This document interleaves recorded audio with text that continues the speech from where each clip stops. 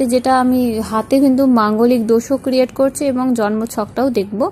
দুটো বিবাহ রেখা কখনোই ভালো নির্দেশ করে না। দুটো বিবাহ রেখা থাকলে দেখবেন অনেক সময় বিবাহ তো যদি যে বিবাহ একটা ভালো হ্যাপি ম্যারেজ লাইফে যদি পরিণত না হয়, তখন কিন্তু সেই ক্ষেত্রে ডিভোর্স হয়ে যাওয়া বা জীবনসাথী ছেড়ে চলে যাওয়ার এটাই যোগ কিন্তু নির্দেশ করে। আর দুটো বিবাহ রেখা আপনার হাতে কিন্তু একদম ডিপলিভাবে নির্দেশ করছে।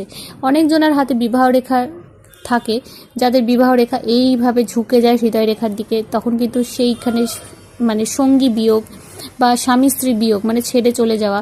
আবার কারোর কারোর হৃদয় রেখা উপরের দিকে ঊর্ধ্বগামী হয়ে যায়, এটাতে বিয়ে না করার মানসিকতা চলে আসে।